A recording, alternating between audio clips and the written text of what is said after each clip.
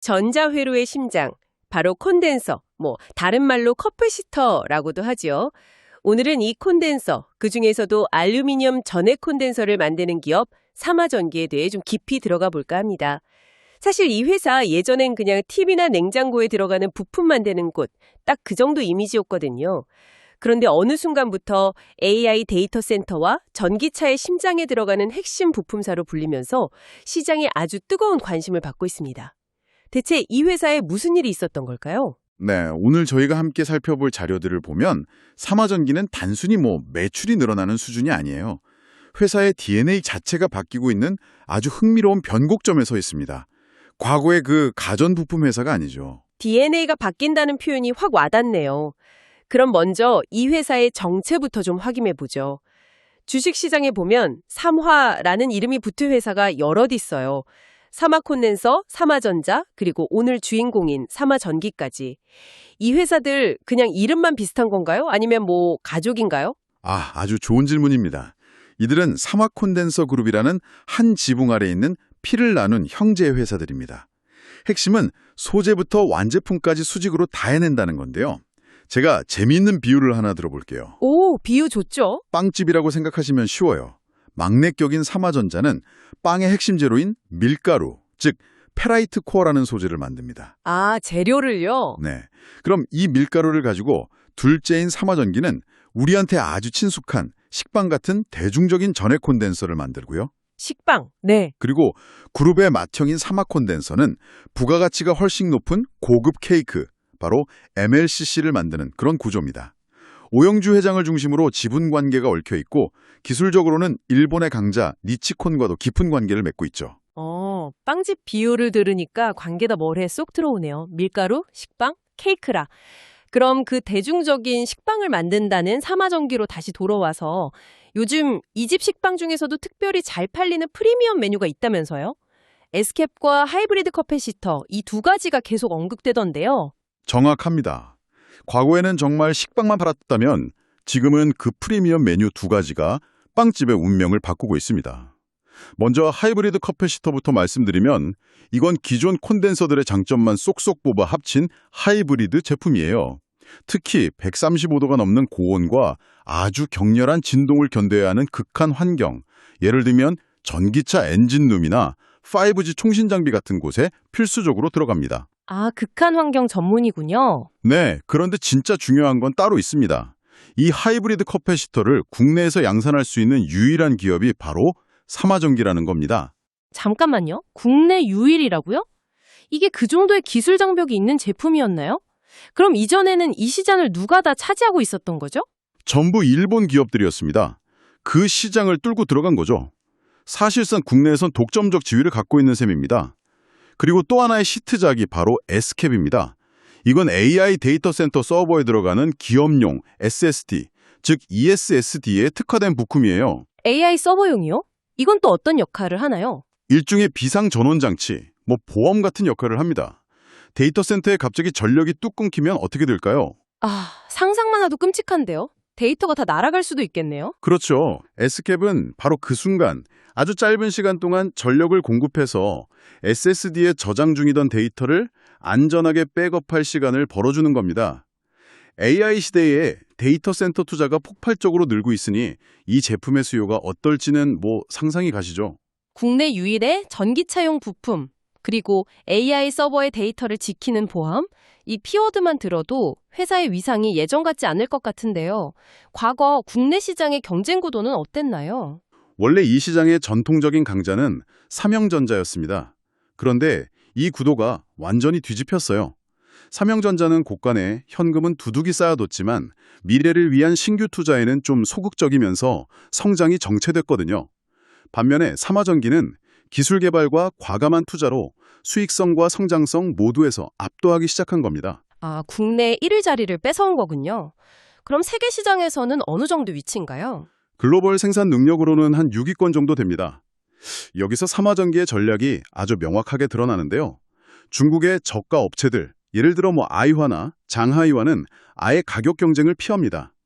대신 일본의 하이엔드 강자들, 니폰 케미콘, 니치콘, 파나소닉 같은 회사들이 독점하던 그 고부가 가치 시장을 집요하게 파고드는 전략을 쓰고 있습니다. 일본이 독점하던 시장을 뺏어온다. 이게 사실 말은 쉬운데 실제로 성공한 사례가 있나요? 물론입니다. 아주 상징적인 사건이 하나 있었죠. 삼성전자 서버용 SSD에는 원래 일본 파나소닉의 아주 값비싼 탄탈 콘덴서라는 부품이 독점적으로 들어갔습니다. 그런데 삼화전기가 자사의 S캡으로 이걸 대체하는 데 성공한 겁니다. 와, 그건 정말 대단한데요. 다윗이 골리앗을 이긴 격이네요. 일본의 파나소닉이면 업계의 거인인데 그걸 기술력하고 가성비로 뺏어왔다는 거잖아요. 일본 제품보다 저렴하지만 성능은 충분히 좋다. 이 점을 제대로 공략한 거군요. 바로 그겁니다. 이게 바로 삼화전기의 현재 성장 스토리를 가장 압축적으로 보여주는 장면이라고 할 수 있습니다. 전략이 이렇게 성공적이라면 당연히 실적에도 숫자로 나타나야 할 텐데요. 재무 상황은 어떻습니까? 여기서 자료를 보실 때 주의할 점이 하나 있습니다. 2025년 3분기 실적만 뚝 떼서 보면요. 영업이익이 전년 대비 59%나 급감한 걸로 나옵니다. 네, 59% 급감이요. 지금까지 들으면 모든 게 장밋빛 미래 같은데 실적이 갑자기 꺾인 거네요. 이거 뭔가 심각한 문제가 생긴 것 아닌가요? 그렇게 오해하기 쉽죠. 하지만 이건 장사가 안 돼서 생긴 문제가 아닙니다. 속을 들여다보면 과거에 판매했던 제품에 대한 품질 보증 비용, 즉 판매 보증비 45억 원을 2분기에 일회성으로 한 번에 털어냈기 때문입니다.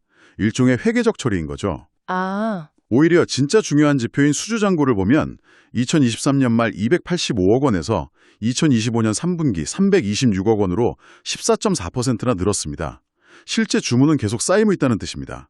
부채 비율도 48%대로 아주 건전하고요. 아하, 일종의 빅베스였군요. 숨어있던 비용을 한 번에 정리한 거다. 그렇다면 그런 일회성 요인을 제외하고 봤을 때 앞으로의 실적 전망은 어떤가요? 매우 긍정적입니다. 2025년 전체 예상 실적은 매출 약 2,480억 원, 영업이익 약 306억 원으로 영업이익률이 12.3%에 달할 것으로 보입니다. 그런데 하이라이트는 2026년입니다. 매출은 15% 이상 성장한 약 2,857억 원, 영업이익은 무려 34.6%나 급증한 412억 원으로 예상됩니다. 영업이익률도 14.4%까지 올라가고요. 잠깐만요. 숫자가 되게 흥미롭네요. 매출 증가율은 15%인데 이익 증가율은 34%로 2배가 넘어요.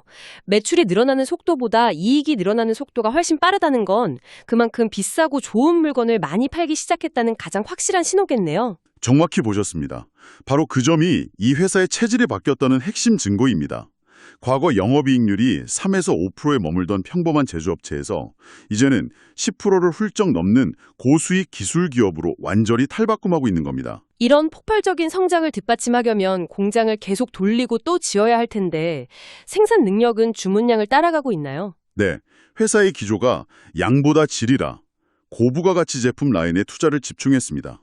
예를 들어 하이브리드 캐파시터 생산 능력은 2023년에 월 300만 개 수준이었는데 이걸 2024년에 월 1000만 개로 3배 이상 늘렸습니다.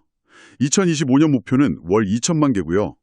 더 재미있는 건 주문이 밀려 있어서 증설하는 족족 100% 가동되고 있다는 겁니다. 만드는 즉시 다 팔려 나간다는 거군요. 네, S캡 역시 월 340만 개에서 450만 개 이상으로 계속 라인에 늘리고 있습니다. 혹시 AI 시장이 지금 예상보다 더 터져서 주문이 폭주하는 상황에 대한 대비도 되어 있습니까? 일종의 비장의 카드를 숨겨두고 있습니다.